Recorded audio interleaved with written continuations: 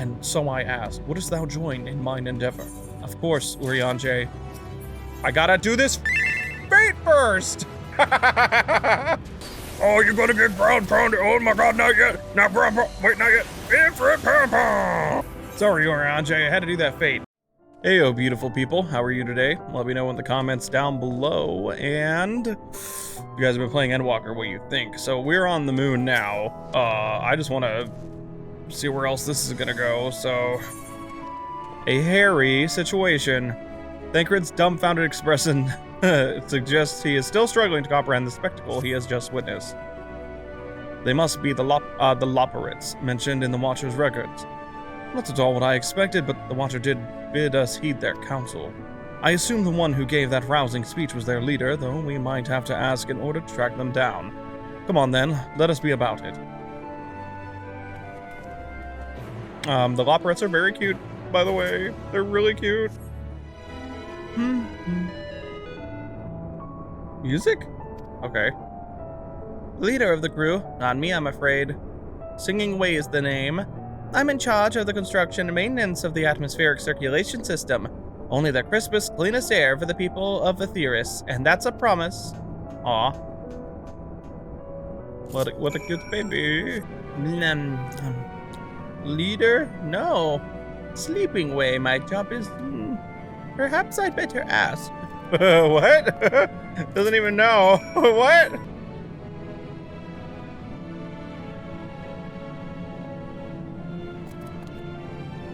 What? How in the...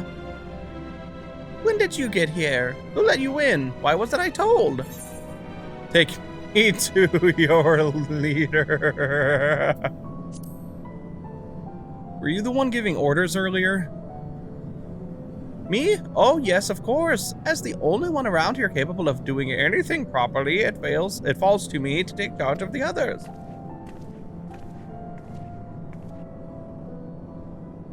Well, well, looks like you beat us here. Your friends, I take it. Is this all of them?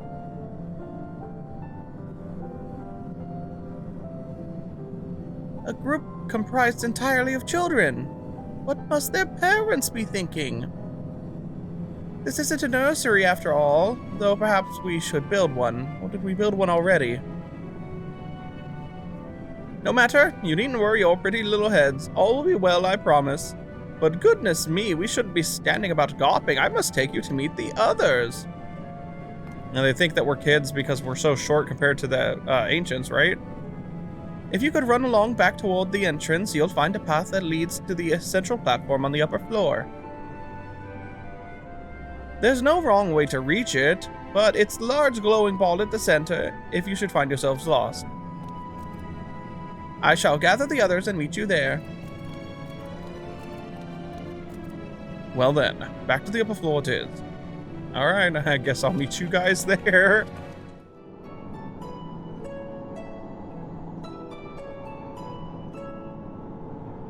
Right, of course. Introductions are in order.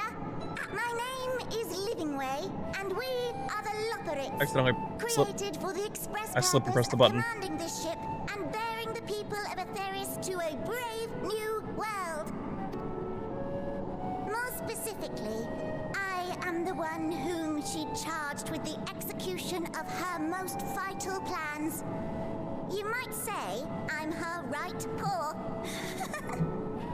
That's very cute. That's very cute. It's really cute. Very cute. The name, map reader and navigator of the heavens.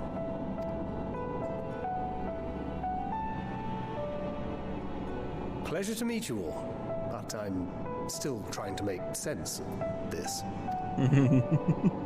Confusion and bewilderment are completely understandable. Fear not, I shall walk you through it. The people of Etheris, through no fault of your own, I'm sure, set in motion a series of events that, unfortunately, culminated in Zodiac's obliteration. Through no fault of your own, I'm sure. Acutely aware of the imminent crisis, your parents sent you little ones on ahead while they began the necessary preparations.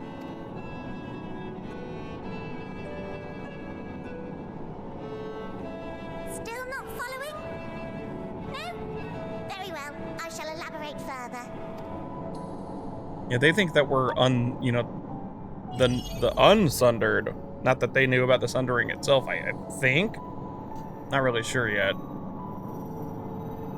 Here we have Atheris, your home, and the moon, where we are now. Without Zodiac around to keep things lively, so to speak, the celestial currents of the star have doubtless begun to degrade. A calamity of apocalyptic proportions will be visited upon Atheris, bringing an end to all life. Very sad, that. Very sad, that. So too hath the Watcher claimed. By thine unperturbed countenance, I gather this eventuality was anticipated. The doom and gloom. Oh yes, quite expected. Imagine, if you will, that Atheris is a delicious carrot that I've forgotten to eat and left out in the midday sun. The most earnest wishes or prayers will not stop it from rotting to the core. So sadly, there's nothing to be done but to abandon said carrot, Atheris, in case the metaphor is lost on you, to its grisly fate. And this moon will serve as the vessel to deliver us to a new home. Just so! We will gather up as many people, supplies, and resources as our stores will hold. And then, once everyone is aboard... Fuck me, my finger slipped again. I'm just not gonna touch my controller. Easier said than done, admittedly. For one does not simply hop from star to star on a whim. Which is precisely why we've spent countless years constructing the most propulsive of propulsion systems. We ought to make it to our destination in 2 shakes of a rabbit's tail.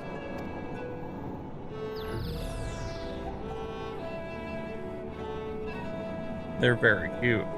Impressive technology. I dare say it is beyond anything we have ever seen.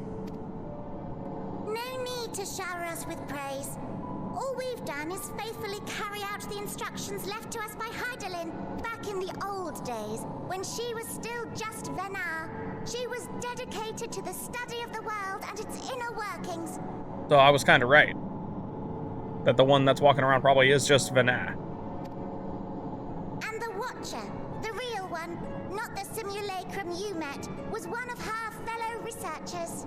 We and this wondrous vessel masquerading as a moon are products of their knowledge and know-how. So the physical form walking around is just like what she looked like as an Assie, and I guessed? I'm assuming. There's certainly more to you all than meets the eye. Might I ask where exactly you intend to take us?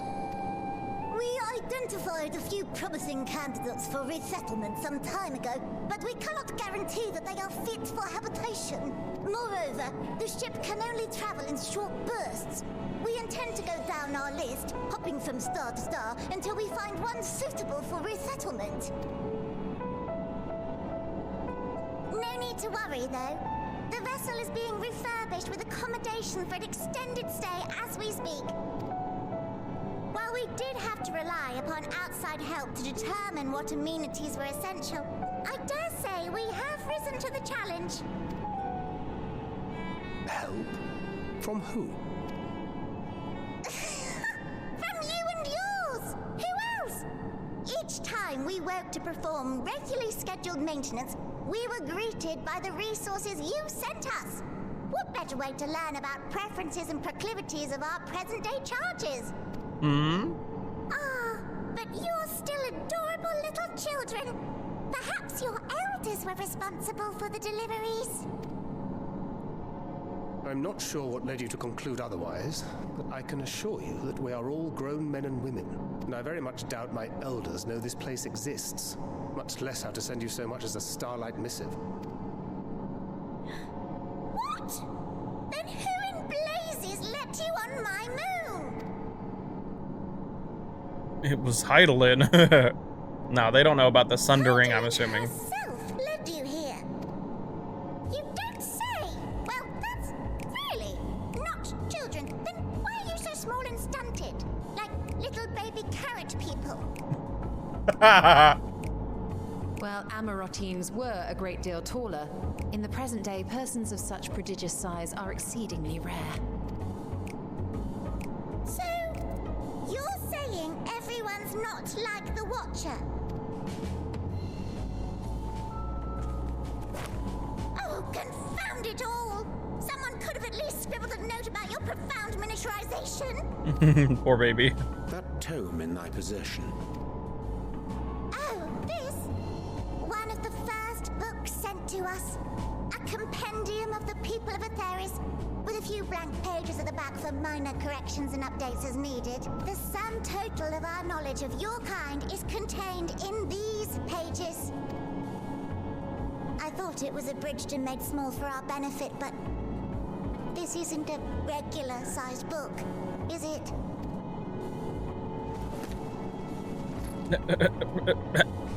They're very cute.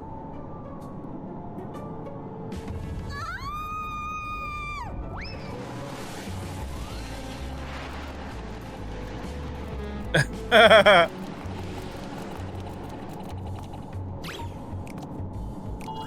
Way, can you hear me? Yes, we're all very busy. Change of plans. I need you to rebuild the domiciles at 1/3 the scale. All of them. Yes, all of them, and but me no buts. See to it with all speed. Perhaps you could tell us a bit more about your terrestrial collaborators. Yeah, I want to know about that. Yes, in due time. But first, I'd like to hear more about you, if it's all the same. I'd rather not risk any other complications due to outdated knowledge of our passengers-to-be. Understandable. This is very good. Little buns, very cute. Baby buns? Baby buns are very cute. Extremely cute. A taste of the moon. With the final days fast approaching, Living Way is keen to complete her preparations. Right then. Now that you're here, we need you to teach us all you can about your people, and quickly. It won't be long before the final days are upon us in all their terrible grandeur. So it is imperative that we be prepared to receive our passengers to be. If there's anything at all that may displease them, it must be addressed post-haste. And address it we shall. Here at Bestways Borough, we have assembled everything required to offer our guests the best way forward. We have produced myriad amenities we understand to be essential for day-to-day living, and I wish to hear your opinions on them. I'm sure you've all worked up an appetite, so why don't we start with foodstuffs? Meet me at the Caratorium, and we'll see about filling your bellies. The Caratorium? Why are they so cute? She does not want for enthusiasm. The notion of Aetheris rotting to its core being a matter of course is rather concerning, though. Nevertheless, let us take this opportunity to learn more of the Luperates and the vessel. Understood. Any chance to learn about the sweet buns? I'll take it! Whoa. Holy okay, whoa. I fell all the way down. But it's very pretty and it's worth the broken ass ribs. Ass ribs. Holy crap, it's wow! It's neat down here. Welcome to the Caratorium. Here we create prototypes of the various sundries, I thought that said crunchies, required by our soon-to-be passengers. Allow me to introduce the head of foodstuff production. Cooking Way, pleasure to meet you all. Our work has involved no small amount of trial and error, but after many cycles of painstaking labor, I dare say we have created the finest cuisine our guests could ask for. I've learned all about the essential nutrients for a healthy and balanced diet from the reference materials we receive. Why, I've practically worn the words, "Oh, from those invaluable pages." Naturally, we've also considered ease of growth and production. We will not want for ingredients. I must insist you try some. We have fresh stock recently prepared on account of, well, because we just woke up and we're all quite famished. We're all. Hop along the platforms here and you'll find a storage unit full to bursting with delectable delights. Help yourselves to anything you like. I can't read today either. Yep, sure, okay, thank you, Living and Cooking Way. You open the storage unit and find a rainbow-colored assortment of carrots.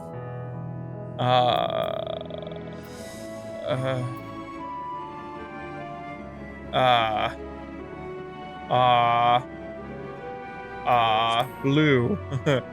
The blue variety is strangely supple to the touch and smells vaguely of mint. Its excessive length and girth only adds to the dubiousness of the so-called carrot.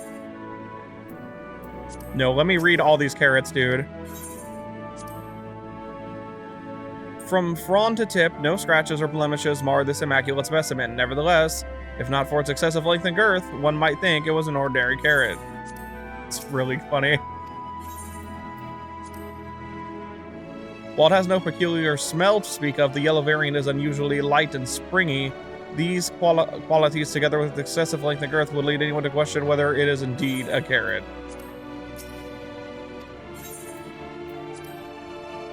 The soft texture and redolent aroma of this crimson creation belie its staggering weight. The excessive length and girth only compound the mystery, leaving it perplexes the nature of this carrot.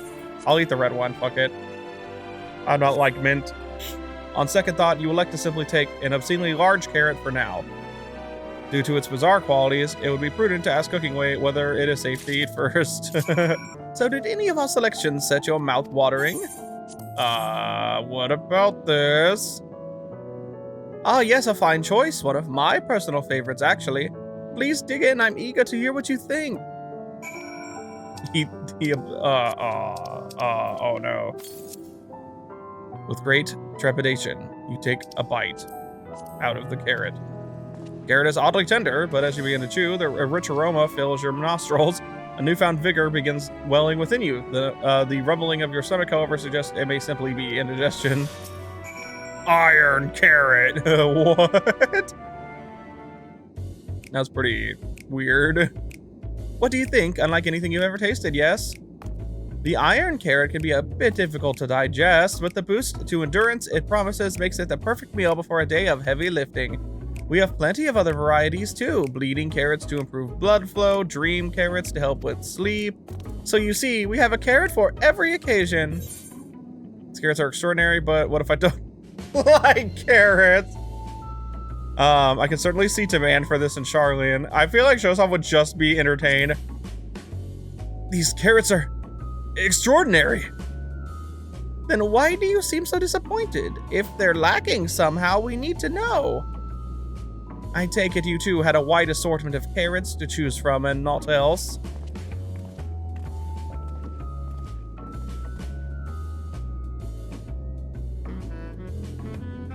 If I may ask, what exactly did these collaborators share with you about cuisine on Aetheris? Surely you are aware we have an abundance of dishes and foods you could emulate. Of course we are, but, well, it was only quite recently that we established contact. Even holding a conversation was a struggle at first, so imagine our surprise when they sent a mountain of books and documents with no clear instructions. The sheer amount of information was overwhelming. If it wasn't for that encyclopedia I found, we would have been at a loss where to begin.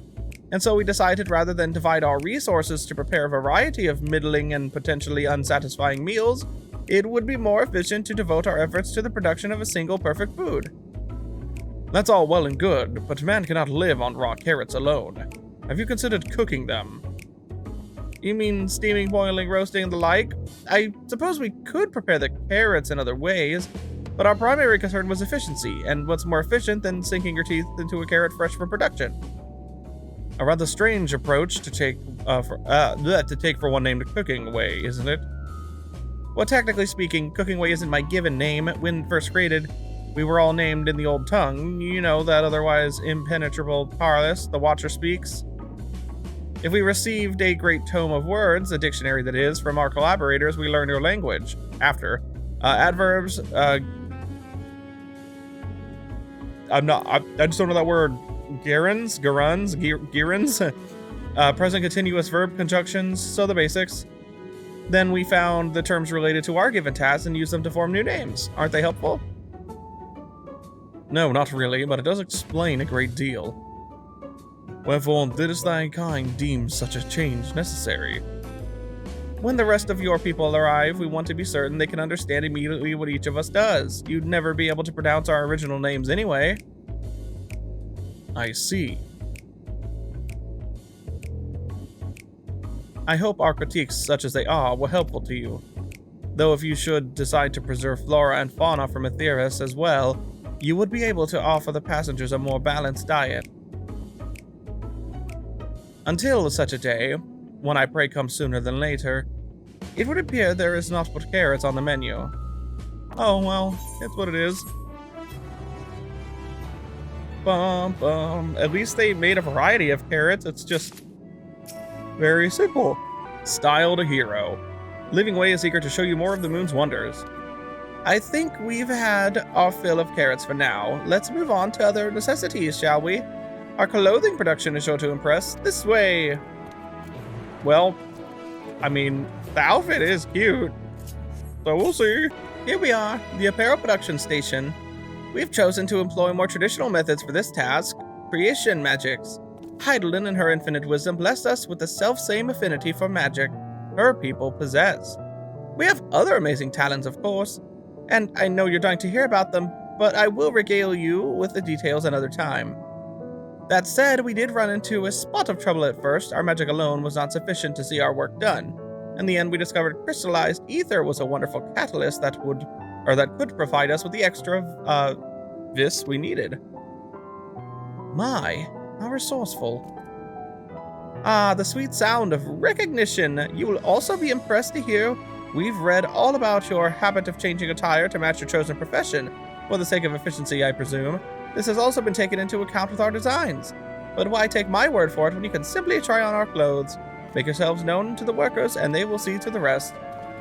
Wait, what? Are we really doing this? Ah, it's you, one of the visitors from Aetheris. Goodness me. Mapping Way wasn't kidding. You really are smaller than the Watcher. Oh, right, you're here to try on a set of clothes, yes? What would you have me fashion for you today? A fountain embodies my bloodlust, something a fashionable and refined ensemble. A fashionable and refined ensemble. Let's go. Fashionable, right. This will only take a moment. Is it gonna be like...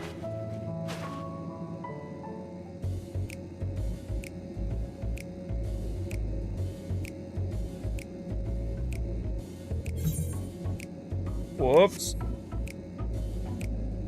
Here we are, all finished. A perfect fit if I do say so myself. I'll be honest, I know nothing of fashion, let alone fashion on Aetheris, but I'd wager no one down there has ever worn anything like this fine ensemble. Perhaps you could start a new trend. Would you look at that, speechless, and there I thought you may not like it. If you've a mind to try something else, why not speak with my fellow artisans? I'm sure they're happy to oblige. You must continue wearing these garments in order to progress. You will change back to normal garments if you move too far away. What? What? What? I look like I am from a realm reborn, bro. Ah, no one said you'd be coming. How can I help you? You wish to try my clothes, really? Of course, it'll be my honor. Did you have anything in mind? With a little more flair. With a little more flair. You got anything like that? I think I can handle that. Let's see. This should do.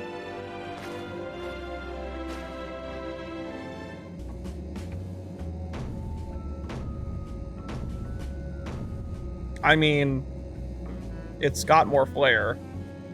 Some of my best work yet. Times and tastes truly have changed. It used to be so rare for anyone to request clothing with a focus on form over function. Thankfully, I had a spare concept for robes made using a different fabric. I think it looks rather fetching. I was worried how the concept would turn out when put to proof, but it looks stunning on you. Won't you go and show Living Way? I'm sure she's eager to see what we've come up with.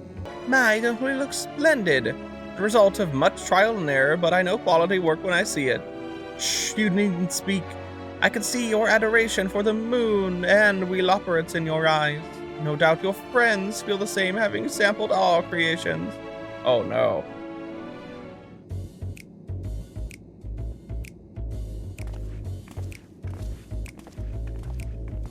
What the hell is Oriange wearing? He looks like a lime.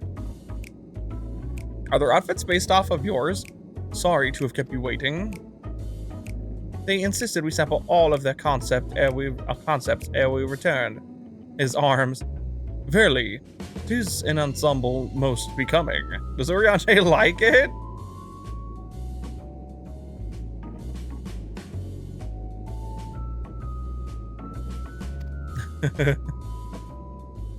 I think it's past time we return these clothes.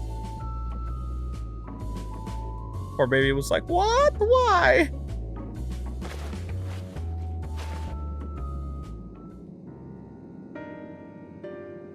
I was so confident our garments would meet with your approval. Whatever are we doing wrong? The Watcher taught us that in his time everyone wore the same robes. To do otherwise was against social etiquette. We thought we could appeal to modern tastes by tailoring the robes to specific professions, but... Please, you mustn't be so hard on yourself. Should we resort to evacuating the people of Aetheris, they will most certainly have need of your attire. It is clear you spared no effort in addressing our needs, but you must understand that we are not quite so homogeneous. Speaking for myself, what I wear now better suits my taste, even if it is of inferior make. But there are others whose choices may be influenced by tradition or personal experience. Rather than make assumptions for the whole, you must consider the individual and their potential preferences. I fear we've underestimated the complexity and diversity of your people. Even if we'd memorized every tome we received, I doubt we'd have fared much better. Maybe we're doing you a disservice trying to shower you with our baubles and frippery, thinking it was for your benefit when you'd be better off on your own. There are some who might agree. People who prefer to keep others at arm's length even when they know they shouldn't. As one such former fool, I'd like to ask you a question. This plan to evacuate and escape the final days, did it account for the reflections of the source as well? Not that I'm aware of. We were born of Heidelind's love for Aetheris, and the salvation of the people on that star, and that star alone, has ever been our aim. Surely it's better to devote ourselves to saving one world than to divide our efforts across 14 and risk failing them all. I suppose you're right. Leaving way, might we have leave to explore Bestway's Burrow unattended? You have given us much to think about. Why, certainly. Until later, then.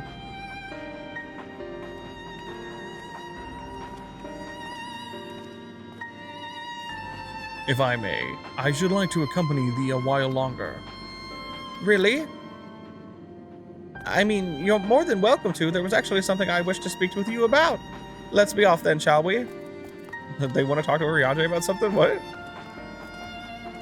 Alright, have fun, Urianger. Hello? Getting spied on. My apologies, I wasn't trying to spy or anything. Everyone's been talking about the visitors from Aetheris, and I wanted to see what all the fuss was about. I was excited at first, but now I'm worried. What if the people of Aetheris refuse to come? Aetheris. What if we can't save them? It's clear we've made a mess of things, but wait. You still haven't visited the domiciles. Once you see them, you'll understand how wonderful the moon truly is. I'm sure of it. I'll be waiting for you by the teleporter near the entrance. Oh, and the name's Growing Way, by the way. See you soon. Okie dokie. You're here. You're really here. Thank you. Thank you so much. Sorry, what should I call you? You can call me Shosav. Shosav Oshidari, eh? Crikey, even your names are amazing. Well, Shosav will be using this teleporter to enter the residential area whenever you're ready. What if this becomes an actual housing area, though? Ready in the teleporter. Wow, his voice is way deeper than I expected.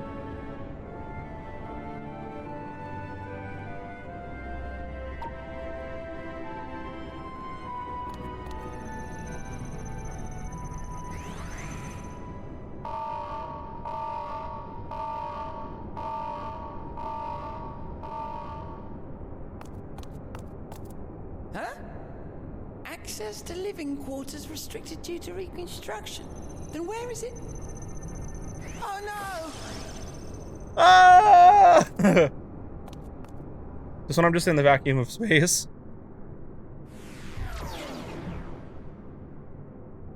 Where am I? What is this?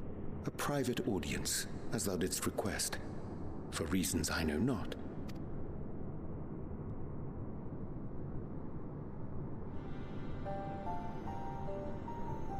Just a precaution.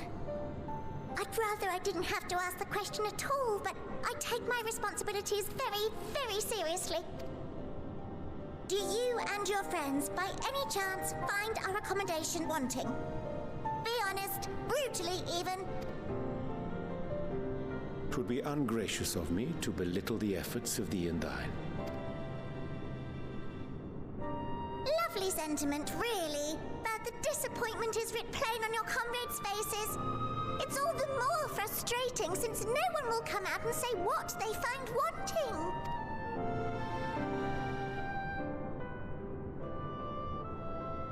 If there are faults in our work, we need to know. We will do better. But time is not on our side. The final days will wait for no one. If your people are to be saved, we must take quick and decisive action. This vessel must serve as a home for as many passengers as possible, for far longer than we may like. Which brings me to my request. Our collaborators on Atheris are doing what they can to prepare for the voyage. Would you be willing to go and lend them a hand? Having seen the moon for yourself, you could speak to its many splendors, learn what else they might require, and assuage whatever concerns they have. Wherefore wouldst thou entrust me with such a task? How to put it? You're the only one who appears not to be wholly unsatisfied with our work. Oh, quite good at pretending that's the case, at least. Calm, collected, tactful to a fault. Very particular with your words, too. You understand that, in the face of great danger, one cannot pursue perfection at the expense of practicality. The difficult choices must often be made for the greater good.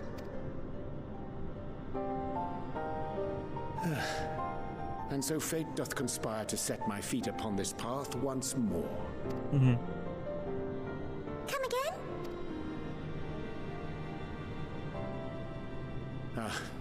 Idle musings. 'Tis no trifle thou dost ask, yet full well do I understand the urgency and necessity.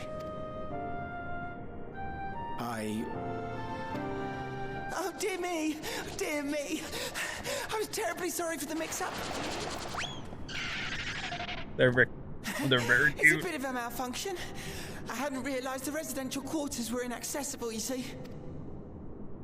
But you're still in one piece. So, all's well that ends well, yes? Won't happen again. I promise. It's okay. Oriange.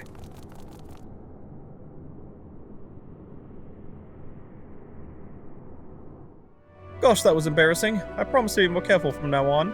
Since the residential quarters are closed for now, I've rerouted the teleporter to allow travel between floors instead. Hopefully it proves useful in the meantime. Ah, shame you couldn't see it though. You really would have liked it. Bow, bow, bow. You can now travel between the floors. Alright, thank God for that. All's fail that ends fail. Growing Way is keen to put his recent mishap behind him. It may not seem like it, but we've been planning for this far longer than I'd care to admit. Each time we woke up, we'd have long discussions about how to save as many of you as we can. But like everyone had an opinion on this or that. But the one thing we all agreed upon was that the people of Atheris wouldn't take action to save themselves until it was far too late. That's why we're striving to make the moon a vibrant, magical place they'd hop at the chance to visit, rather than waiting for the flames of oblivion to get them off their tails and force them to accept our invitation. The residential quarters may not be up to the necessary standards just yet, but there are plenty of other places worth seeing. You've already had a look around the Caratorium, but wait until you see what's waiting for you at the east end of the borough. Follow me! Okay, I guess we're going over there. Good, you're here. Through this door is Greatest End's Vale. It was named as such because it's the veil to end all veils, the most beautiful forest you'll ever see. We understand the people of Atheris enjoy taking leisurely walks through natural spaces and the like, so I'm sure you'll enjoy it.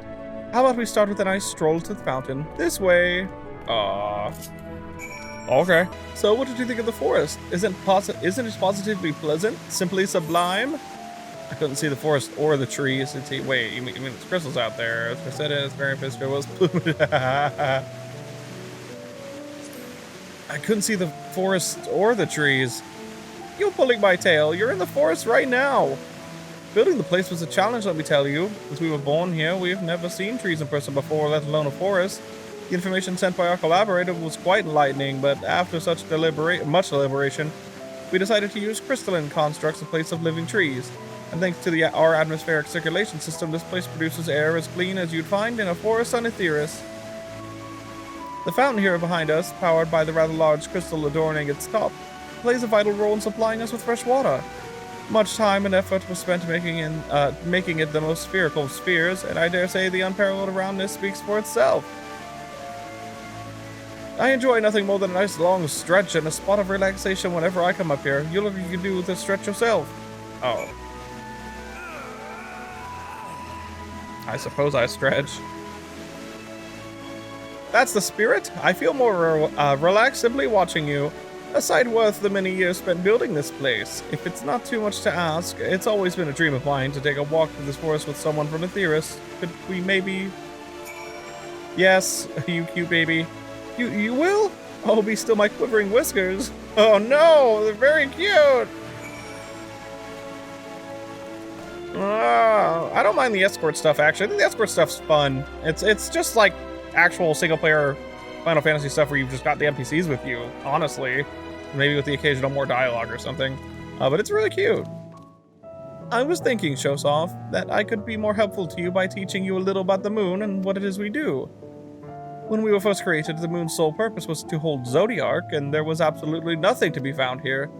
Eventually, Hydaelyn gave us our first task, furnishing the moon with propulsion systems capable of facilitating travel to other stars.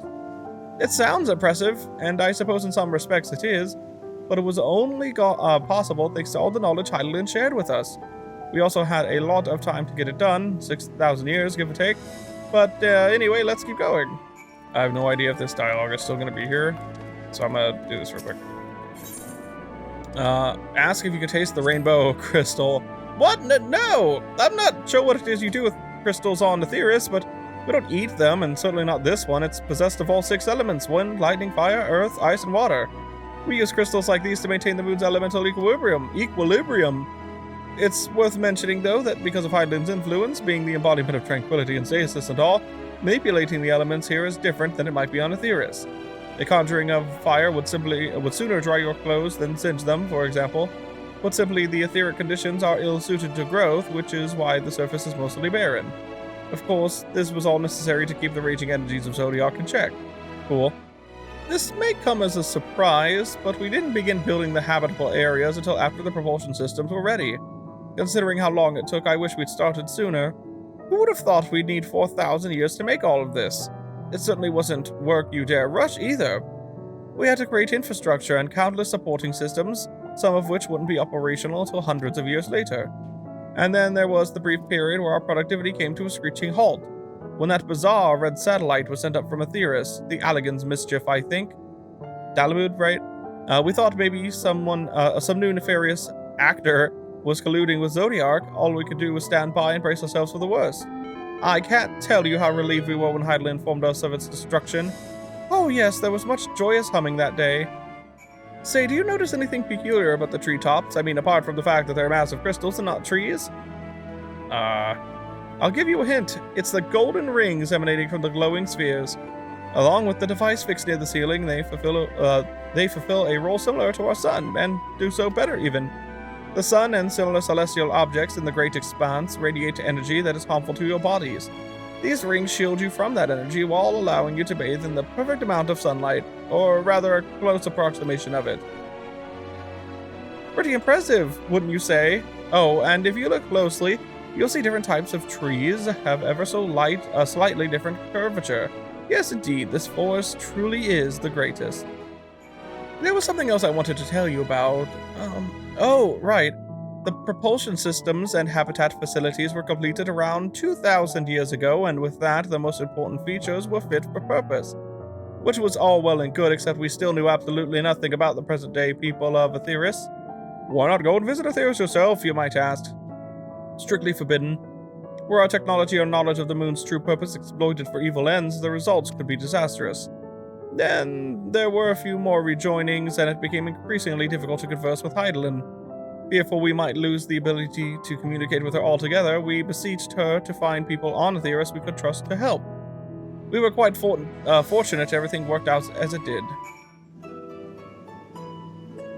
With the exception of routine inspections and maintenance, we remained asleep and waited. Hopeful Heidelin would find someone who would help us. Eventually she did, and though her power was waning, we were able to speak to them directly for a short while. We shared with them everything we could, including our knowledge of the heavens and a means to travel here to the moon. They certainly didn't waste any time with what we taught them. No more than a few years after that, our collaborators found a means to convey messages and supplies to us from down below. With all the letters, books, and other resources they sent, we learned enough to start making more meaningful changes to the moon. And now you're here, hopefully enjoying yourself as much as I am. Yeah, it's interesting. I knew you would like Greatest Endsvale. I knew it. Thank you again for coming here, by the way. I know it was just a walk through the forest, but it meant a lot to me. There you are. I take it you've already received the Grand Tour. A shame we missed it. Growing Way, I've been looking all over for you.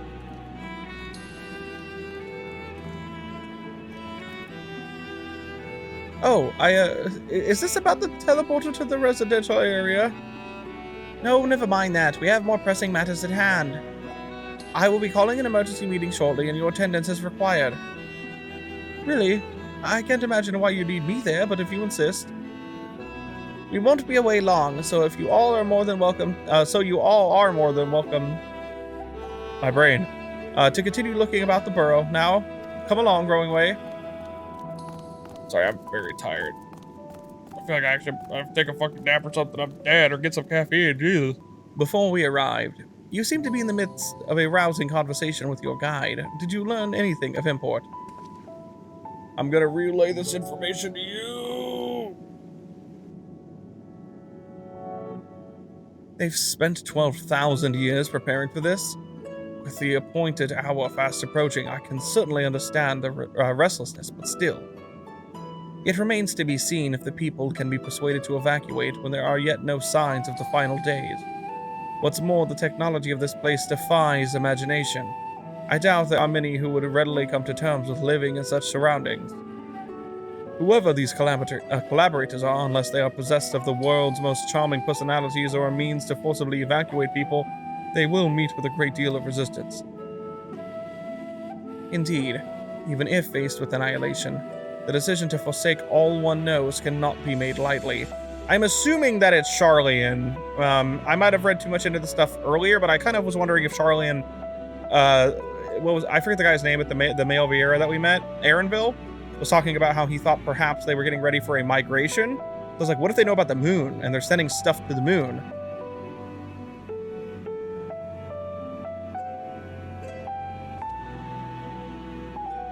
Forgive me, friends, but I must beg you will leave. There is another matter which yet begs for mine attention. Of course, we can accompany you if you like. Nay, that will not be necessary, if you will excuse me.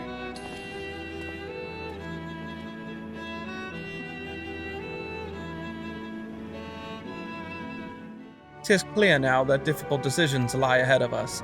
Preparation for the evacuation of Aetheris is indeed crucial, but I am not yet willing to forsake our world and its reflections, and I trust I am not alone in my reticence.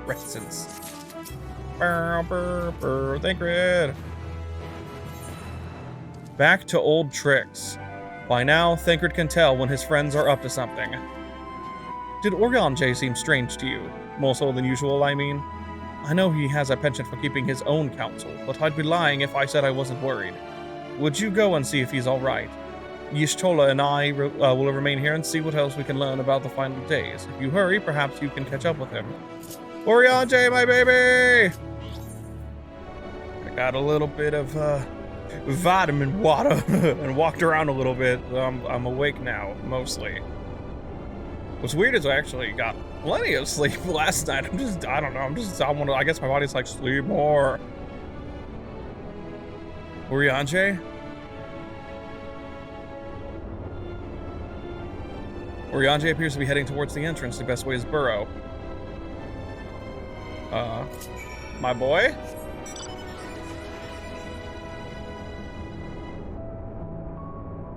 So I'm saying my boy because I love Urianger. I love all the Scions, right? I really genuinely like all of them.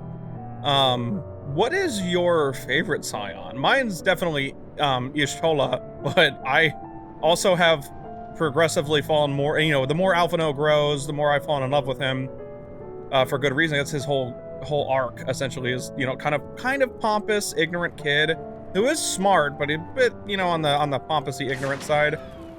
He's grown so much, and, you know, I don't know if I'm ever gonna like him more than Y'shtola or not. I might by the end of this, because I love that boy so much. And Y'shtola's a bit more straightforward. She doesn't have as much character development. I just have a soft spot for badass female characters. Like, you know, I had a single mom, and I've always liked like Samus and Ripley and stuff like that. I just love badass female characters. So, and there's a lot of things that I like about Y'shtola, thanks to Tomb Raider, Seeker of Knowledge, and all that kind of shit.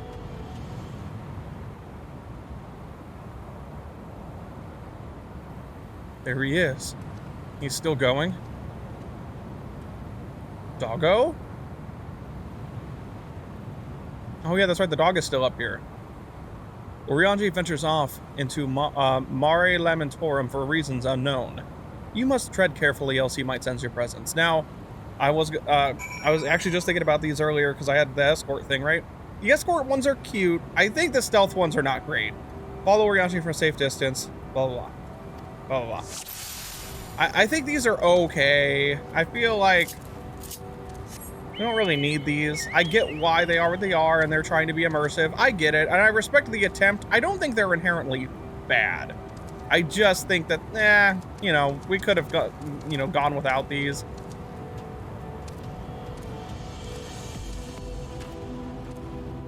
Also, the music here on the moon is so fucking good.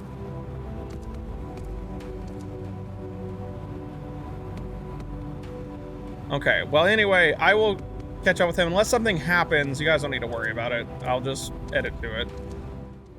What are you doing, Urianger? See, the stealth things aren't too bad. They're just like, these are what I would consider unnecessary, but at least, you know, I can admit they do change the pace. They break up the pace of the game. However, I think the escort missions are cute, especially with the extra dialogue. Thine arrival is timely as ever.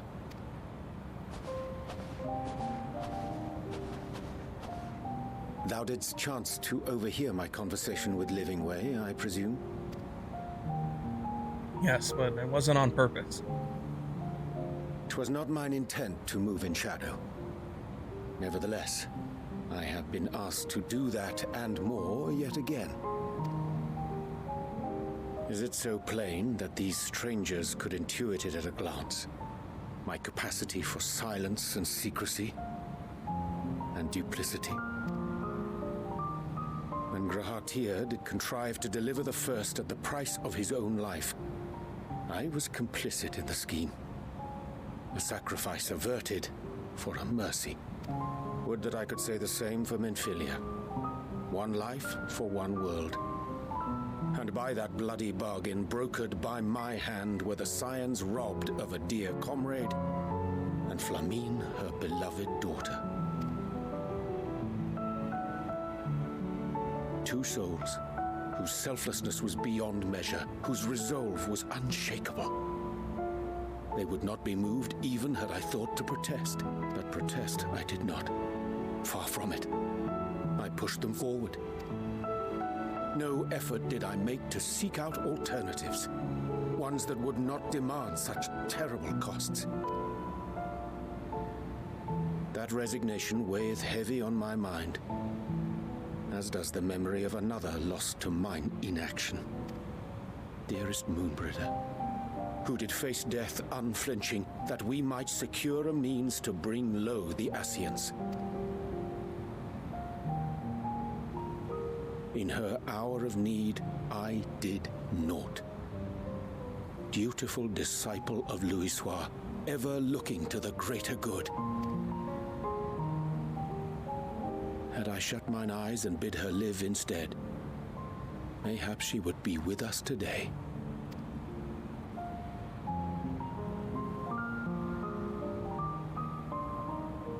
Selfish wants born of everlasting regrets.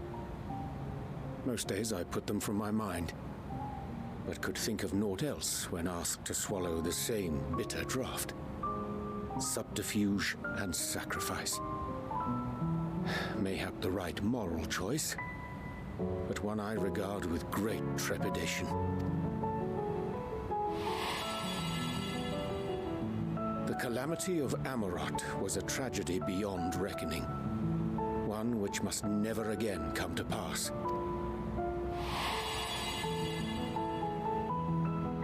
Thus must we struggle, haunted by ghosts of those we have lost, clinging to those we pray we can yet save. But what of those we cannot? How do we make peace with the dreadful algebra of necessity? Sometimes there's no right answer.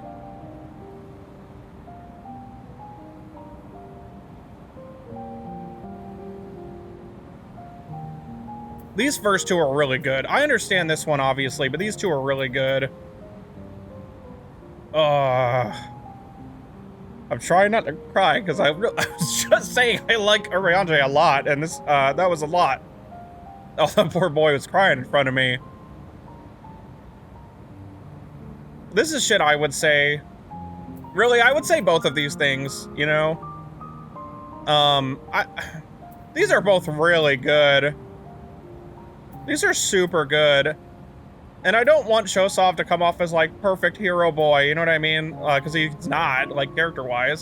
So I think just saying this is best. Sometimes there's no right answer.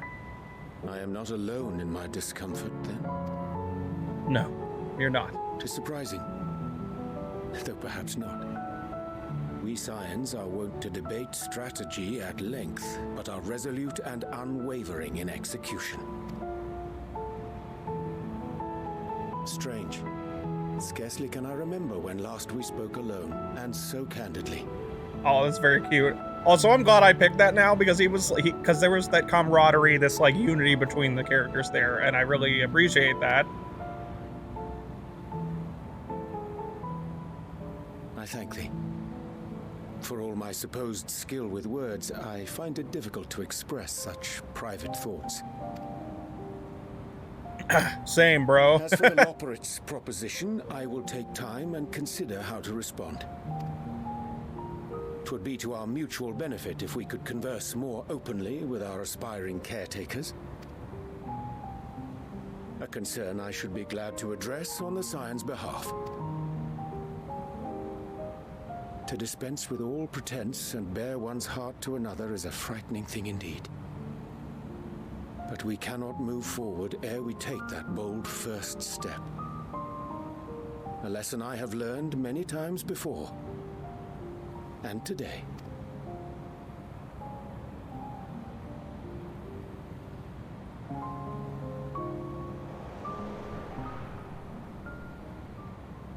What are they saying? Curse these ears! I've heard bugger all! No matter. We've got our plans.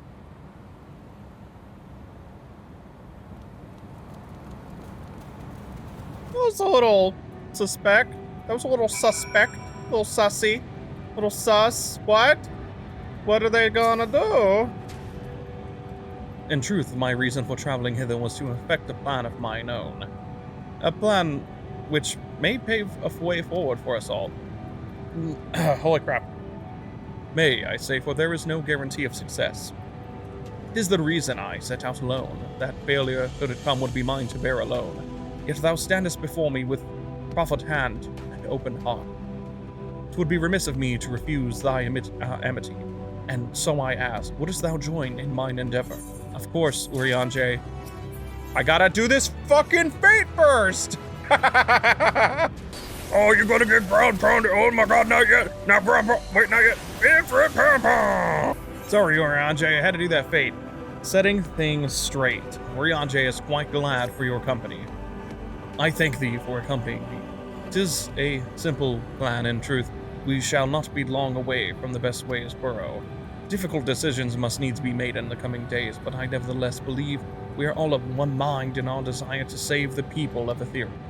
To make clear our resolve to the Loporets, I would offer them a gift, but its making doth require a most singular ingredient. Really? Are we making them a weird carrot? I doubt it's gonna be a carrot, but like, I'm just picking it. Whatever. In abundance of spongoi. Excellent. I chanced to spy this aggregation when crossing Zodiac's erstwhile prison. Using a spell taught to me by the Numo, I believe these shall suffice for the gift I would fashion. The magic requireth considerable concentration, however. Might I prevail upon thee to stand watch whilst I perform the incantation? Of course, URIANGER, my good boy. But yeah, I got the summoner high enough to actually do the Ifrit's ground pound, and it's fucking awesome. And that means we also have a gap closer. Also, I'm gonna just leave that in. Damn! Does Bahamut do so much fucking damage? You summon Bahamut and shit just dies, baby!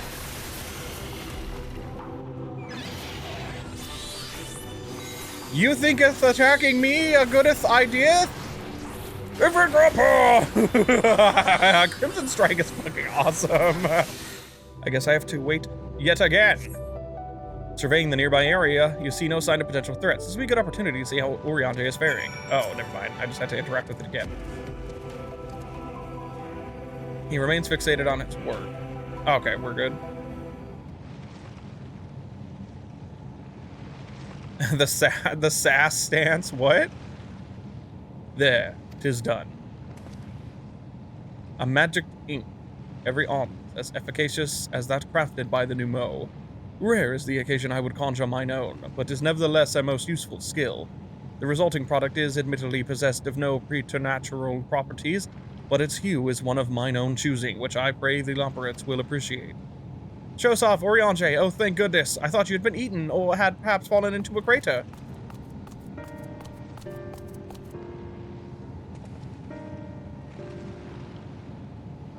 Y'shtola has been looking all over for you, Shosov. She says she needs to speak with you about something most urgent, dire even.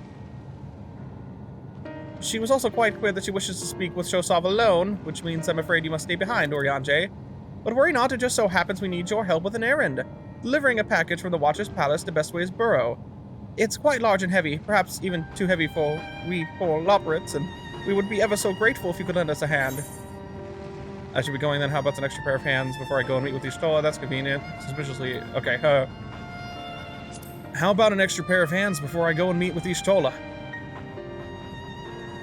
No, that would be necessary. URIANGER's help should more than suffice, and I'm sure you won't want to risk getting on Y'shtola's bad side by keeping her waiting. She seems prickly. Now, off with you.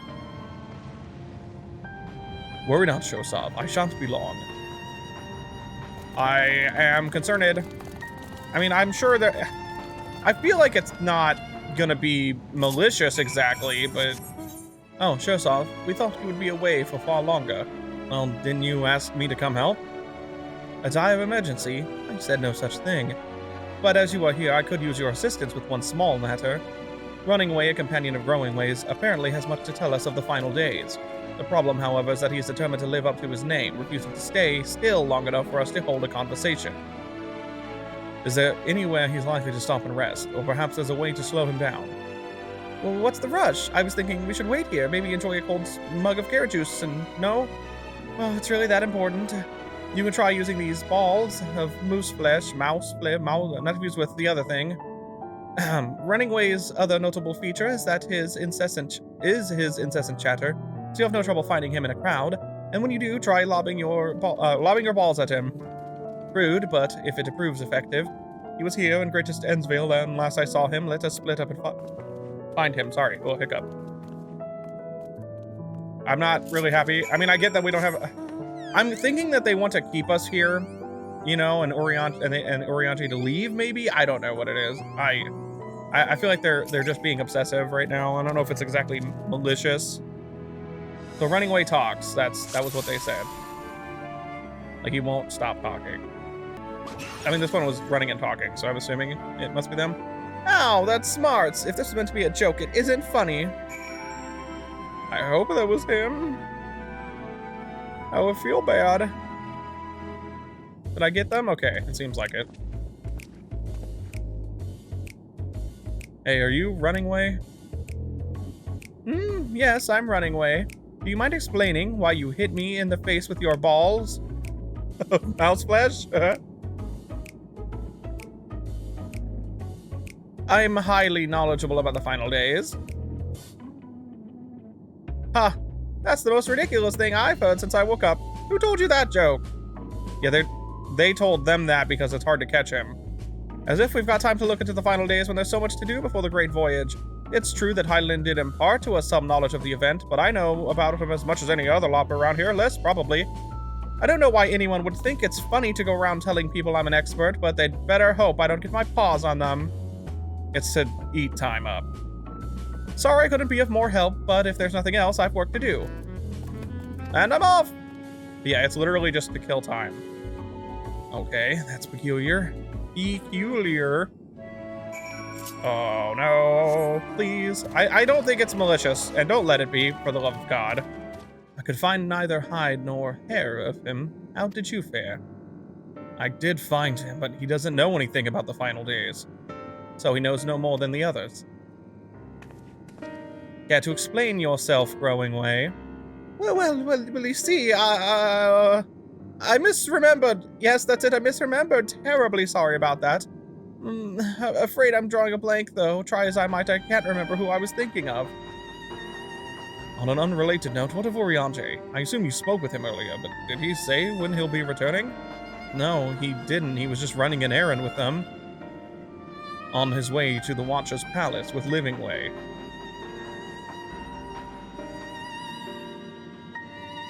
Between Growing Way's sudden lapse of memory and our lack of other leads, maybe our time would be better spent lending Urianger a hand.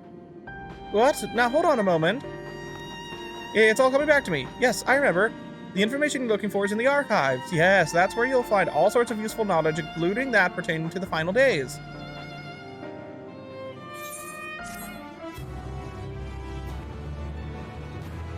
I'm almost worried that Urianger is going to become the Watcher.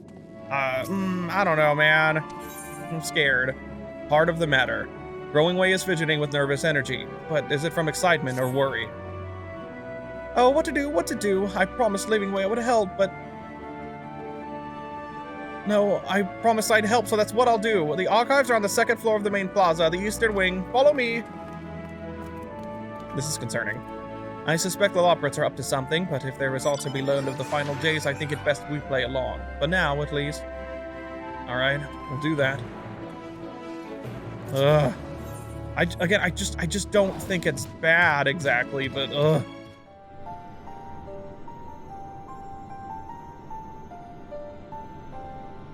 The archives are right through this door, but it seems to be locked. I guess we'll just have to go and find whoever has the key. Growing Way, enough. If you have not else to tell us of the final days, you only need say so. We can ill afford to be wasting time here, as you well know. Did you yourselves not tell us we must act quickly? Yes, we did, but the moon was to be a perfect paradise for the people of Aetheris, and we're running out of time to make everything ready for their arrival. We hoped you'd see the wonders we have to offer, but you found nothing but faults and flaws in our work. Only one of you saw our potential, so you others must be kept here. Ah, so that's Livingway's game. Run us about in circles, and failing that, lock us away so we can't put the plan at risk. Everyone except Urianger. He understands what is at stake, what must be done. I fear you've misjudged us, Growing Way. Never have we decried the notion of using the moon as a means of escape. That said, my heart breaks at the thought of abandoning Aetheris and her reflections to their doom. If there is a way to avert the final days, I wish to find it. We all do. We may fail, but our efforts would never be at the expense of your plans. But why would you take the risk? There's no room for ifs and maybes now. The people of Aetheris will escape here to the moon. They'll be safe and we'll finally get to see all their happy, smiling faces. I'm sorry, but we can't let you leave. We just can't. Wait, what? Am I gonna fight the bunnies? Do what you must, but try not to hurt them. They're really cute. I'll be back in a moment. Don't do anything rash while I'm gone.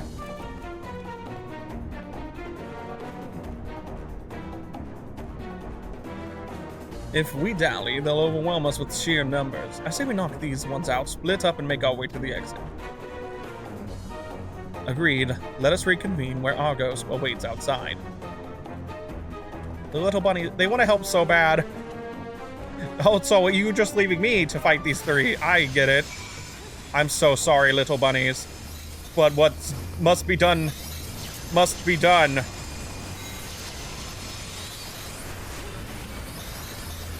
I'm just gonna help this guy out, you know? Oh my god, that's a lot.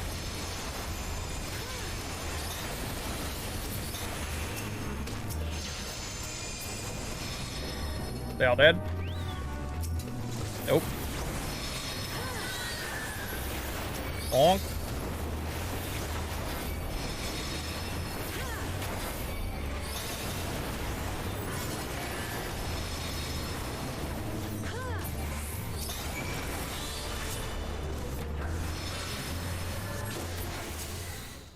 Good, you're here. We must hurry to the Watcher's Palace and find URIANGE'S. I mean, again, I just don't believe it's nefarious exactly. But they want URIANGE'S, they want to bring URIANGE'S back so he can regale the tales of it and stuff, whereas they're scared everybody else will tell them to fuck off and not go. What, pray tell, do we seek at the Watcher's Palace? Oh, come off it, friend. You know full well why we're here. The time has come for you to return to Aetheris and help your brethren prepare for their journey here and beyond. Forgive me, Living Way, but I cannot in good conscience proceed with this plan. Huh? But what about the final days? The death and the doom? Oh, we have to hurry before it's too late.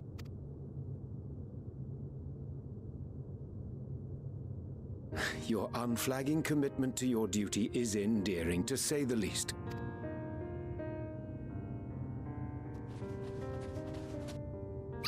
Oh, bugger!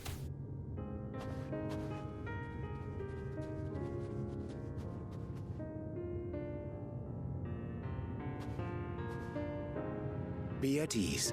They bear you no grudge, nor do I. How could we, having come to understand your purpose? Sorry for a weird edit. I just thought I saw something weird happening in OBS. For millennia, you and yours worked tirelessly towards the singular purpose of this heavenly vessel's construction. An arduous feat by any measure.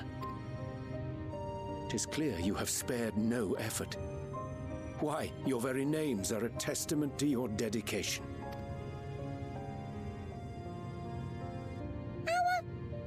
Our names? I'm not sure I understand what you're getting at. Names are an expression of the self, a declaration of one's hopes and aspirations.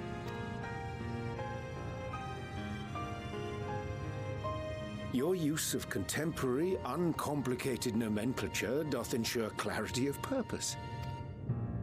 There can be no doubt that your love for the people of Aetheris is boundless and pure.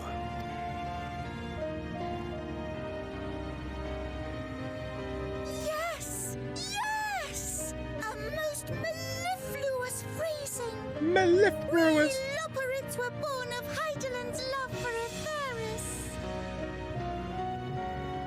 That shining, shimmering blue jewel, brightest star in the sky, brimming with life and possibilities.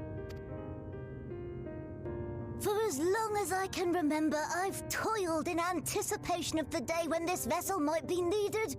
Yo, how cute would it be if we get to take them to the planet, though, and they get to experience it? Was to meet those she cherished so dearly, to serve and serve well.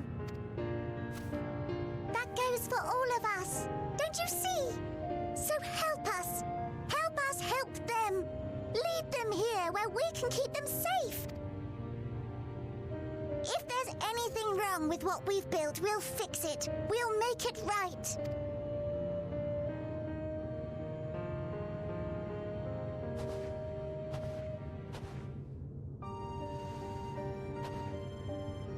Your works want not for repair. Yet there remaineth much for you to learn of men, and your own kin besides. Singing Way, thy name bespeaketh more than the simple marriage of rhythm and rhyme. The songs of Aetheris are beyond counting, and span the length and breadth of emotion. Maps are monuments to man's pioneering spirit and his devotion to charting the furthest reaches of our star. Many have devoted their lifetimes to exploratory pursuits, to venture unto the highest mountains and the deepest oceans in search of unknown frontiers. And thou, my friend, I do not think we've met. My name is Puddingway. Puddingway? Yes, indeed. A name of deep and abiding significance, I'm sure, but one perhaps better communicated through delicious deeds than tasteless words. A judicious application of fey magics at a later juncture may be appropriate. And Living Way. 'Tis no easy feat to convey the significance of thy moniker. When I was a bookish boy, a dear friend of mine was fond of peppering me with questions as I read, to my occasional annoyance. One day, I posed to her a question of mine own. What doth it mean to live? After much contemplation, she proffered this answer, the anticipation of a half-read story's conclusion. The hope today's mistake may serve as tomorrow's lesson. The wish that a new acquaintance may one day call thee friend. She believed it to be all these moments and more. I want to understand, but... I, too, still labor to find mine own answer. 'Twould be my pleasure to assist you and yours in embarking on a journey of self-discovery and enlightenment. For thee.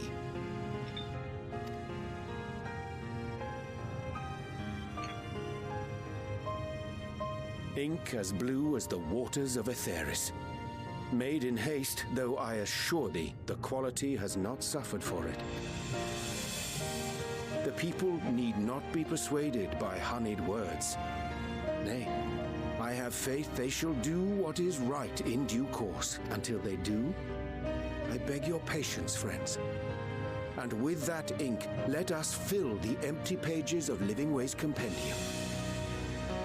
An open exchange of ideas will surely afford you all a better understanding of modern man, and with it, ideas for improvements and renovations.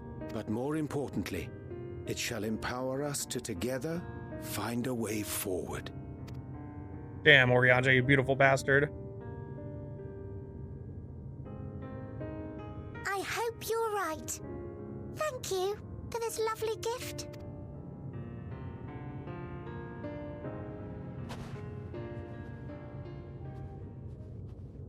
There you have it. I shall remain with the Loporrits to ensure that all is in order. Though we must needs prepare for every eventuality, you would all agree that the evacuation of our star is a last resort. To accept failure is to accept the demise not only of our star, but that of Reen's, of all reflections, and the souls that call them home. Which is why I have every faith that you shall fight to the last, that such drastic measures may prove unnecessary. Should the worst come to the worst, and I pray deeply that it won't, I'll take comfort in knowing preparations were made under your watchful eye. Aye, thou mayest be assured that if calamity cometh, not a soul will be left behind. If being the operative term.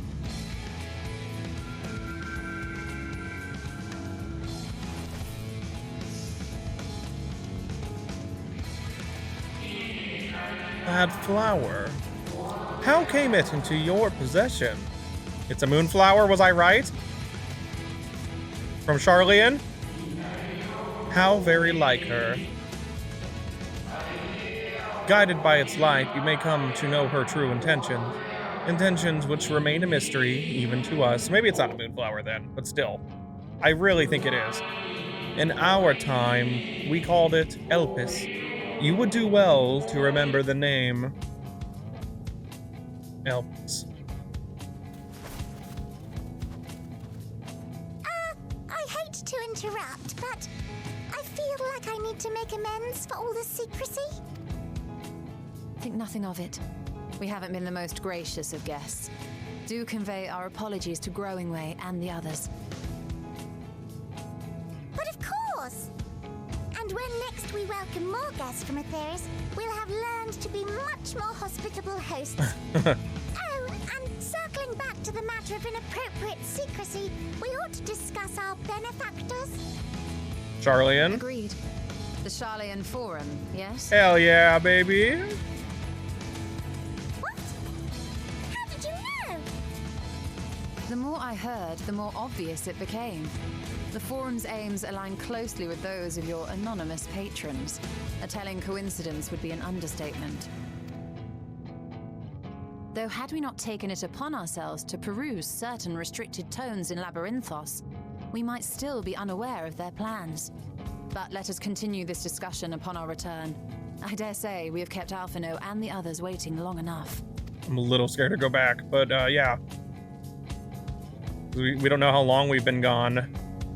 Or what's like actually, I don't know if this is like even reached the planet yet. Ooh, Noivus.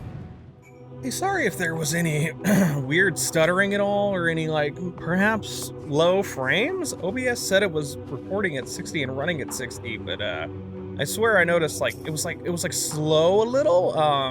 I just had to close it. I might need to update it, but I closed it and opened it. And it was fine, so I'll probably update it before the next video too. It was a relief to see Livingway was pleased with my gift of ink, to serve and serve well. Though their knowledge may be lacking, their boundless love is a blessing without peer. It will be no easy task to prepare them for what must needs be done. But gladly do I embrace this duty, even if it doth necessitate that we part ways for a time. Forgive me my absence, but I have the utmost faith in you.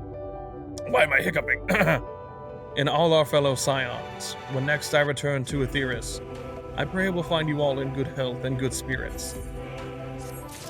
I guess we can go back down before we end this. Returning home. Your excursion on the moon concluded. Y'shtola is keen to return to Aetheris. With the Loprets in URIANGE'S capable hands, we needn't worry about affairs here in our absence. Knowing now the face of their earthly collaborators, there is much to discuss with Alphino and the others. Let us return to the Tower of Babel. Our battle for the star will soon begin in earnest, and we must be prepared. Goddamn that Gods, I can scarcely believe we went to the moon and back. But we'll have time to reflect on that later. Right now, we need to head back to Camp Broken Glass and deliver a thoroughly detailed report to Lucia. I'd like very much to know how everyone is getting on here as well. They'd only just begun to treat the tempered prisoners when we left. I share your curiosity, but warning our allies of the final days is of greater importance. I speak not only of the contingent, of course. The heads of state of every nation must know what we have learned. We know not when, or where, or in what manner the final days will begin to manifest, and so we must see that everyone is prepared. Agreed, though we may not wish to stress the importance of discretion, we may wish to stress the importance of discretion, lest the public be set into a panic. Not that anyone in a position of responsibility should need to be told as much, but it bears repeating. Anyway, first things first, to Camp Broken Glass. It's good to see you all again. No worse for your lunar adventure, I hope? We've done what we can for now, and believe me, we intend to tell you all about it. But before we do, might you tell us what's become of Garlemald in our absence? We succeeded in subduing the Tempest inside the Tower of Babel. We took many alive, but combined with those who were already in our custody, the number requiring care has grown exponentially. The inclement conditions here have made it difficult, if not impossible, to treat them all here, and so we have petitioned the aid of the allied nations. Some are understandably hesitant to proffer assistance, particularly those that were but recently subjected to imperial occupation. That said, several others have agreed to grant them refuge for treatment. With the assistance of your fellow scions, we endeavor to see them safely transported and subsequently cured of their tempering. Will all the tempered be relocated? Not all, no. We have sufficient shelter to attend to those whose treatment has begun, and enough healers have volunteered to remain until their patients have recovered. Julius is one such patient, though he is not yet fit to receive visitors. Truth be told, it was a miracle he and those in his company were not harmed in the chaos. If not for Alfino and Alice's timely assistance, I dare say none of them would be with us today. In light of recent developments, have the Alliance leaders come to any decisions regarding Garlemald? Given the tremendous ramifications of what has happened here, it will take time to determine what must be done. In the meantime, they intend to work with the Eastern Alliance and to keep a close watch over the provinces. We have other news to share. Shortly after Anima was defeated, we received reports that each and every tower has vanished. For a mercy, the process was apparently not quite as violent as that you experienced in Thavnair. Those who were trapped within them have been rescued and are receiving treatment. To hasten this endeavor, the Beast tribes have received instructions in the magics needed to cure tempering. Master Matoya is no doubt thrilled the Mother Porksy affords her so many visitors. Yes, we are grateful for her ongoing efforts as well as those of our comrades, near and far. As for the contingent, several of our members have been granted leave to return to their homelands after the transfer of Tempered has been completed. That's good to hear. Lucia and I will remain, along with a small force, to continue offering aid to those here in Garlemald. The Empire may be no more, but there are yet those who call these lands home. I believe that accounts for recent events, so what of the moon and the Telepheroi? Understood. So the moon has moon bunnies. Zodiark is dead.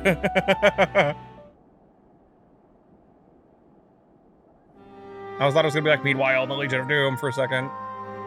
But I guess I can't do that anymore, can it? The final days. Gods.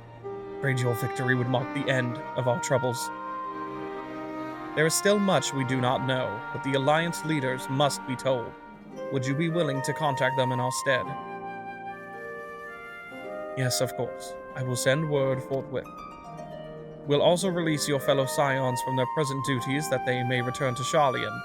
Your energies are better spent finding a means to avert the coming apocalypse. Speaking of your fellow scions, you'll be happy to hear that Mr. Skryl, though still on the mend, has been moved to the Valdesian Annex and given into Tataru's care. Thank you. I look forward to seeing them both upon our return. Let us be on our way then. Alright, meet you in Sharlayan. Wait! One last thing, if I may. After your confrontation with Zodiark, you said Xenos took his leave, and in all likelihood he has returned here to Garlemald. I have a mind to dispatch scouts to try and ascertain his whereabouts, but first was to ask if you believe there is merit in doing so. If they found him, they would likely not be. If you're expecting a trail of destruction to follow, you won't find one. An admirable, futile effort. If you're expecting a trail of destruction to follow, you won't find one. He's pretty soft right now. Aye, you are the only foe he considers worthy. And even if my men found him, who but you could even hope to bring low that monster? Pray forget I entertained the notion. While on the subject of Xenos, the 10th Legion has made an official proclamation. They denounce the Crown Prince, and condemn his role in the Empire's downfall. His very title has become a source of shame among his former subjects. and its continued use serves only to hinder relations with foreign nations. For this reason, he has been declared as Xenos Viator Galvis, outcast and enemy of Garlemald.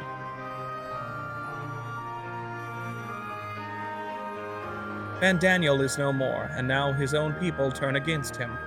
It seems he's naught but his bloodlust to keep him company. Better that than an army to see it sated. At any rate, I will not keep you longer. I pray you safe passage back to Sharlayan. Thank you. Stay safe, Maximus. Lucia. This game is really good! It's fucking awesome! Sorry! Welcome back, Shosov. We were so terribly worried about you. Though it is plain I have caused my own fair share of worry, and for that I apologize. Eidolon called to me that day when you entered the Tower of Babel.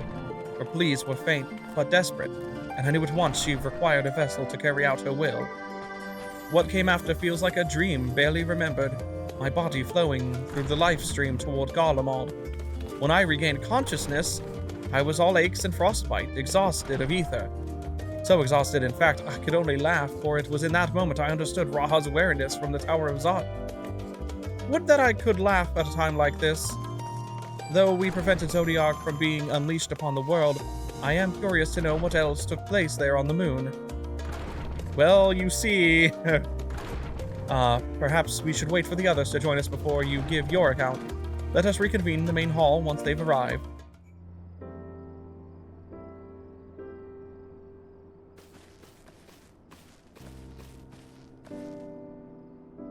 Sorry to have kept you all waiting. Not at all. We understand you've been quite busy. Will Urianger be joining us? Duty keeps him away, I'm afraid. Though Shosov can explain why better than I. Well, you see, there are these bunnies up there that are going to make the moon able to take people across the stars and find a new planet, just in case, as the final days have been unleashed from Zodiac dying as he created the new laws of creation. Something like that. The final day, as befell Amaroth. And we are to escape via the moon. What of the source and its reflections? I have no intention of standing by while the world falls to ruin. So, how do we stop this? Unfortunately, we have no answers at present.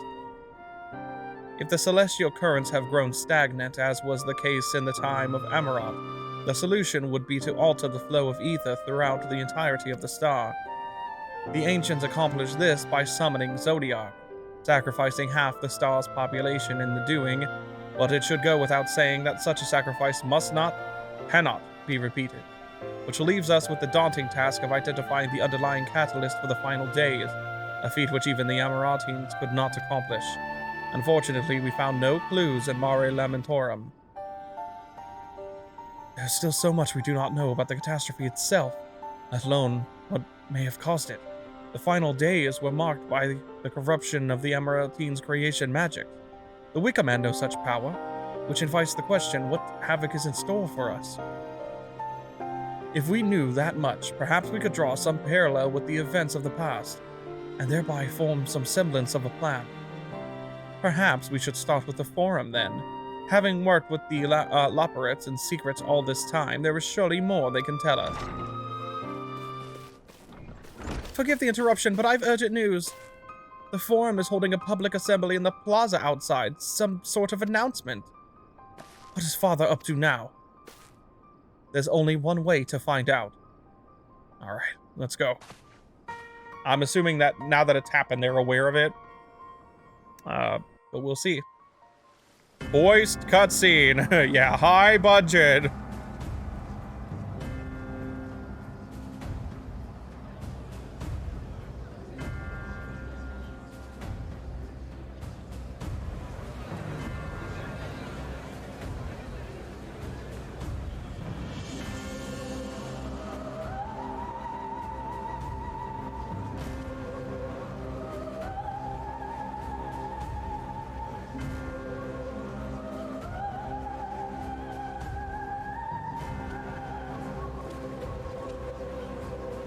Order, order, I say.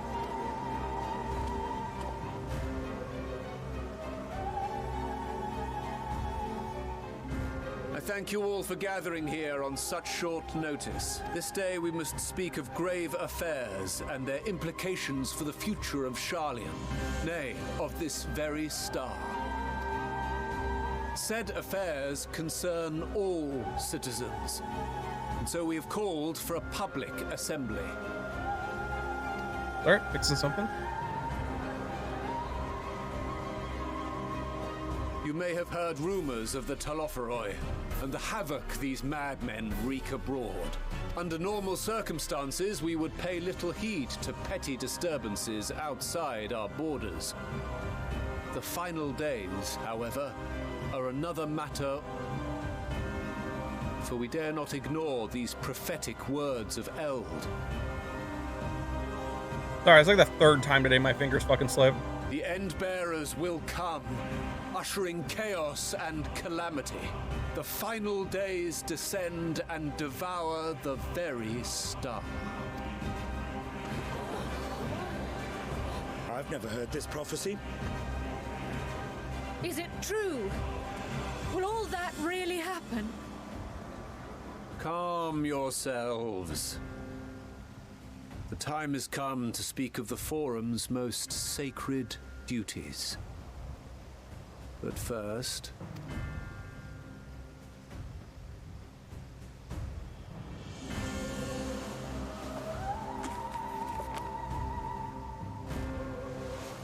Give voice to the voiceless. Let bindings be unbound. By unanimous decree, I declare the enchantment broken. I made a weird face. I thought something else was gonna happen. I don't know. I just thought something else was happening.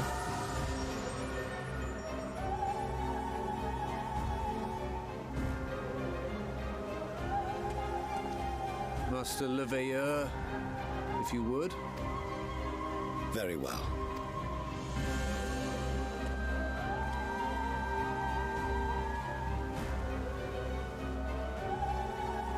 "270 years ago, our forebears began an expedition in the Dravanian hinterlands, in search of a route to access the ethereal sea. This much is public knowledge. Their findings, however, would become the Forum's most closely guarded secret. What those researchers discovered in the hinterlands was not a passage unto the ethereal sea, but the very heart of our star, and Hydaelyn herself." Kind of assumed, unless it's that thing that went, "Ah," at last. She spoke to them of a calamity that would extinguish all life, and of a means by which we might be spared. The moon. 'Tis in truth a gargantuan vessel built to serve as sanctuary for her children and deliver them from this doom. Much like Nunkref's hope in ages past, it will bear the people of a world in the throes of death to a new home. Needless to say, this will be no small undertaking. To facilitate the great work, the Forum has maintained close contact with the servants of Hydaelyn, who presently reside on the moon.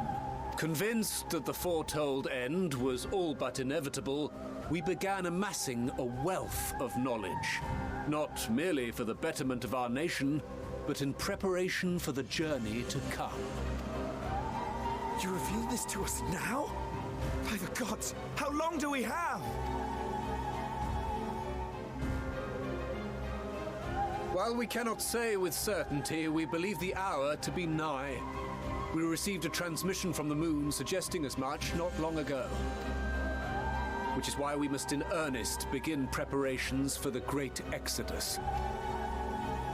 For his impressive contributions and the leadership he demonstrated during our withdrawal from Dravania, we have elected Master Leveilleur to oversee this initiative.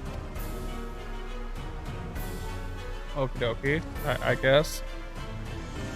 That's Fellow what's happening. scribes and scholars, my countrymen, we face a threat of unprecedented scale.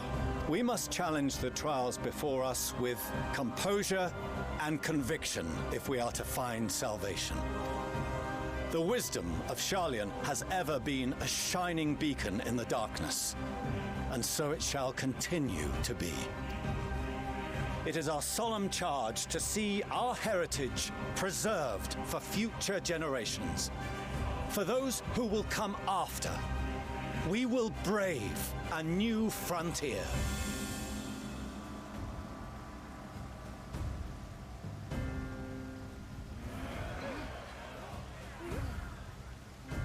Administrative edicts will be relayed to all major institutions ere long. In the meantime, carry on with your duties. With that, I hereby call this assembly to a close.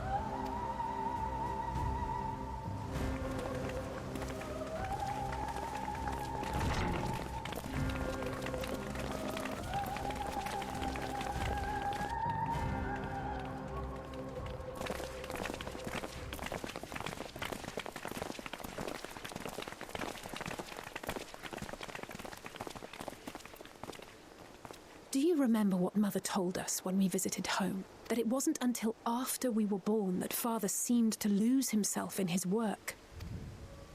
If that great work of his was the evacuation of this star, then... Yes. It wasn't for his benefit.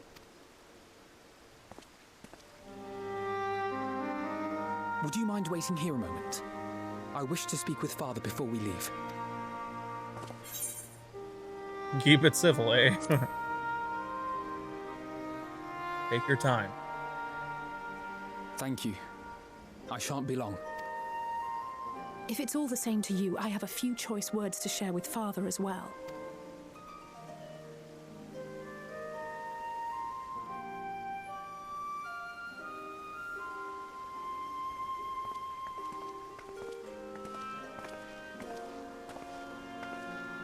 So, come to call us cowards and bid us join your fruitless battle against the inevitable. Nay, we do not object to the Forum's proposal. On the contrary, those who wish to flee have every right to do so. URIANGER'S is cooperating with your associates on the moon to ensure that all is ready should evacuation be our only recourse. Then whatever your business, I suggest you be brief. Though we cannot boast the boundless wisdom of Sharlayan, we have first-hand knowledge of foreign cultures and have conversed with no small number of peoples. These experiences have taught us fundamental truths that cannot be recorded in any tome nor charted on any map. The beating heart of this planet is its people, many of whom would give anything, even their lives, to protect the lands they love. Many may choose to join you in the end. But what of those unwilling or unable, for whom escape will never be an option? What would you have them do? To ignore the plight of those one might conceivably save is not wisdom, Father. It is indolence. Isn't that actually the thing that I said to the boy in 5.5? This is why we choose to fight. We'll not ask for your understanding, Father. Only that you don't turn a blind eye to the good we have done, that we can still do. We're not children in need of protection. Hold fast to your principles and let the world burn if it please. But we believe there is still another way. And if there is, we will find it. You see if we don't. Tell him. Do as you will. Just stay out of our way.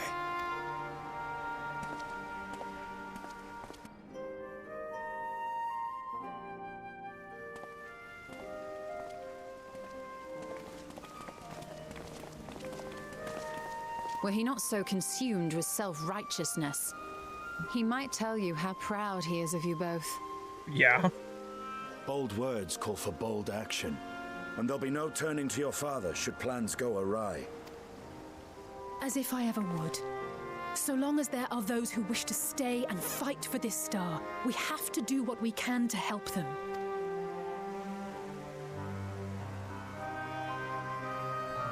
And if we're to do that, we'll need to be well rested. Wouldn't you agree? And having triumphed over what we once thought to be the source of all evil, I can think of no one in greater need of at least a dozen winks. I could sleep, yeah. Shall we then? To the annex. To prepare for tomorrow.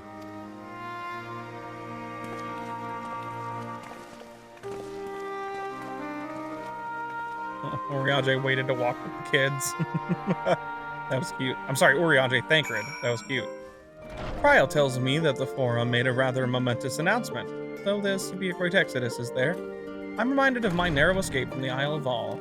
Realization, the running, the mixture of relief and regret after. Why me, I ask myself. Why me? Why us? Why now? I wonder. There's no use fretting over the cosmic morality or lack thereof. We're here and we'll get through this together. And who knows, maybe my luck will rub off and grant everyone a narrow escape. There's no harm in praying for as much. Oh, but enough of my rambling. I'm sure you're exhausted. Your chamber awaits.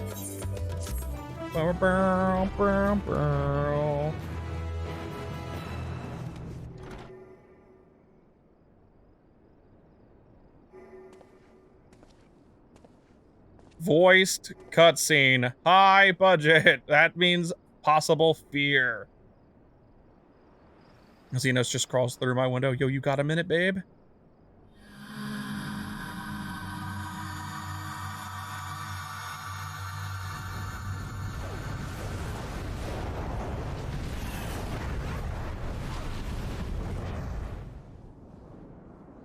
What was that? Vision? Again?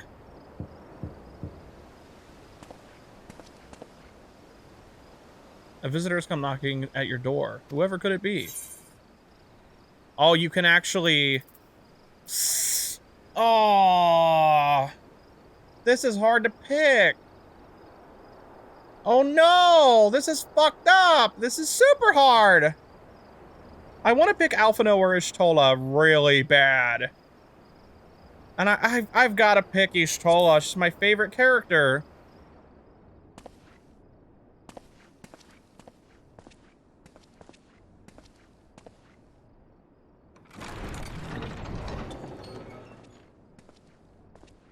It's Xenos in her body. Good.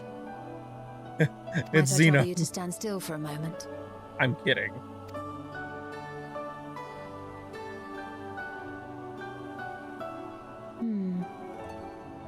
Nothing appears out of the ordinary. Why do you think Xenos is in my body again? A precautionary measure. You will recall that serving as a vessel for abundant light in the first very nearly ended poorly. In Yeah. your recent battle on the moon, you were almost certainly exposed to similar, if not greater, forces. Fortunately, from what I can see, you and your ether are none the worse for wear. This is very cute that they did this, though, but it was a hard decision for me. Would that Reen were here to confirm my assessment. To think you actually found yourself in a direct confrontation with Zodiac. As if Xenos gallivanting about in your body was not misfortune enough. Did you so grossly offend every single deity in a past life that they saw fit to place a curse upon your soul? I wouldn't know anything about that. Forgive me. That was in poor taste. I recall vividly how battered and broken it was in the depths of Amarant. Would that you could have seen it with your own eyes. Mayhap then you would understand why the greater part of me is glad you did not. It was a horror beyond description.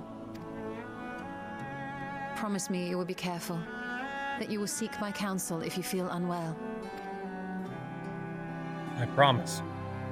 That puts my heart at ease, if only a touch. I suspect it will grow colder as the night wears on, so do be sure to stay warm. Sleep well. May the shadows keep you. You too. Thank you. That was very cute. I want to see all these cutscenes now.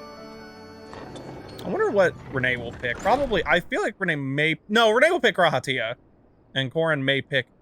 is going to have a horrible time picking between the twins.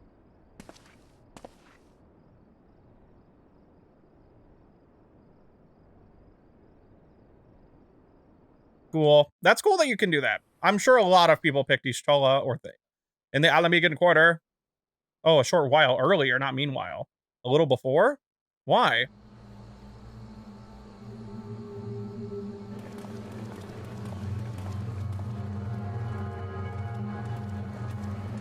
What's the music doing? Thank the gods that tower is gone. The sight of it was enough to make me sick.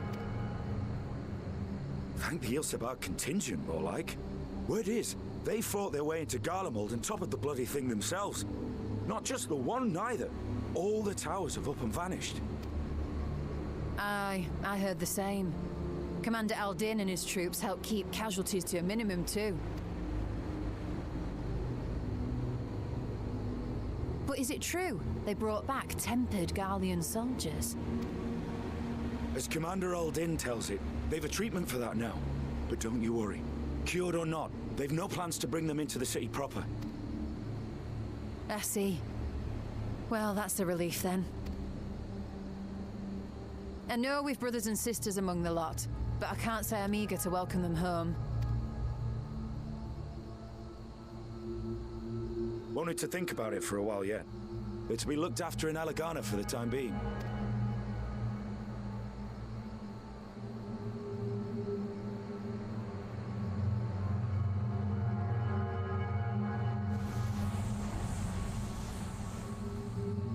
What the fuck was that? What was that? I thought that... What? Whoa, whoa! I thought that was Julius for a second, but I was like, why would he even be here? They said he couldn't leave or whatever. What's going on?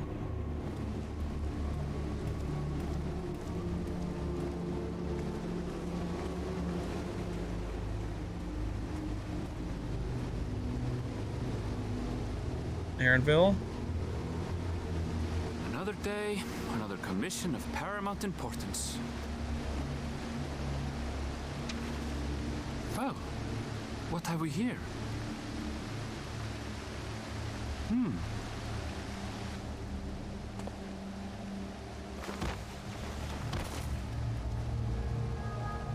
Hey, are you all right?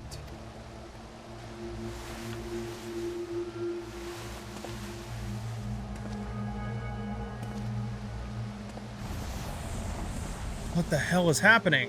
Was that? No. The shadows play tricks, nothing more. Was it what, Aaronville? The towers are gone, and the Garlean threat has abated. And yet, why does it feel as though it's about to get much, much worse? What's happening?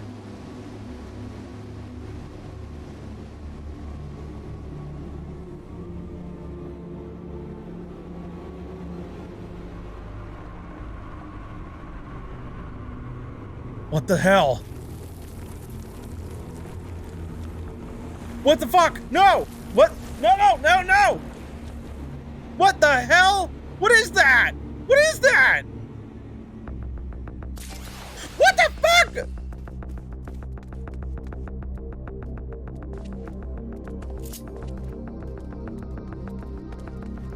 Okay, I guess I gotta end the video though. What the fuck? What? Okay, cool. I guess I will see you guys next time. Let me know what you think of Endwalker. I mean, I know we already knew it was coming, but like, what? The way it happened, what? Music's even sounded kind of serious in here. Well, anyway, let me know what you guys think of Endwalker. Like I said, I hope you guys are staying safe with everything going on. Love you all. Hope your dreams come true. All that good stuff. And I'll see you guys next time, I guess. So, stay safe. You know, hope your dreams come true. Peace out, everyone.